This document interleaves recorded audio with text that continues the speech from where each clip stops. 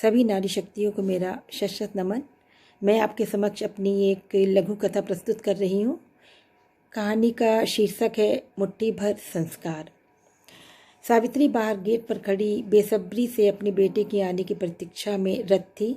बेचैनी उसके चेहरे पर साफ साफ परिलक्षित हो रही थी। शाम के 7 बज चुके थे। ठंड का मौसम था। अंधेरा जल्दी ही गहराने लगा था। बेटी शिखा अभी ऑफिस से लौटी नहीं थी। सावित्री का दिल किसी अनहोनी से ग्रस्त था। तभी मोबाइल की रिंग बजी। सावित्री ने झट नज़र दौड़ाई। शिखा का ही फ़ोन था। उसकी जान में जान आई। अपने माथे के पसीने को पोंछते हुए उसने झट फ़ोन उठाया। बेटी शिखा, ठीक तो है ना? इतनी देर कैसे हो गई?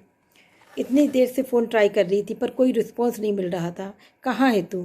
सावित्री लगातार बोले जा रही थी। शिखा ने माँ को ढांढस बंधाते हुए कहा, माँ ऑफिस में ज़्यादा काम था और पहले से ही लेट हो गई थी। बीच में ट्रैफिक में फंस गई थी। नेटवर्क भी ठीक से काम नहीं कर रहा था, इसलिए तुझसे बात नहीं हो सकी। तू चिंता मत कर, मैं जल्दी ही आती हूँ।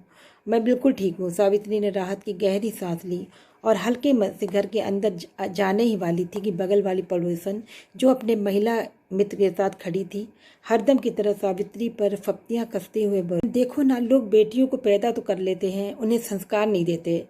ज़माना कितना ख़राब है, फिर भी लड़कियां देर सवेर बाहर घूमती रहती हैं। देर से घर लौटने पर ना कोई उन्हें पाबंदी लगाता है और ना ही कोई रोक।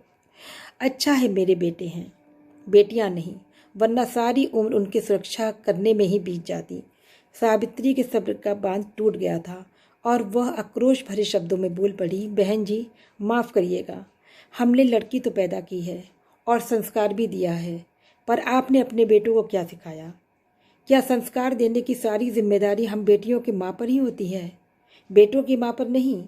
अगर आप ज़्यादा नहीं तो अपने बेटों को मुट्ठी भर संस्कार ही दे डालिए, ताकि हम बेटियों की माँ अपनी बेटी को कहीं भी कभी भी सुरक्षित महसूस कर सकें और आपके बेटों के कारण अपनी बेटियों के घर से देर लौटने पर भय के वशीभूत हो तिल तिल कर ना मरें।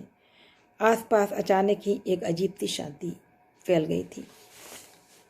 मैंने अपनी कहानी ये लिखी है और जैसा कि मैं सभी पर ये आक्षेप नहीं लगा रही हूँ कि हर लड़के गलत होते हैं या संस्कारहीन होते हैं, लेकिन कुछ ऐसे हैं जिनके कारण आज जुल्म और ये जातियाँ और असुरक्षा महिलाएं महसूस कर रही हैं अपने ऊपर।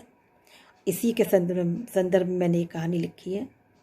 आशा है आप सबको पसंद आई होगी। नमस्कार।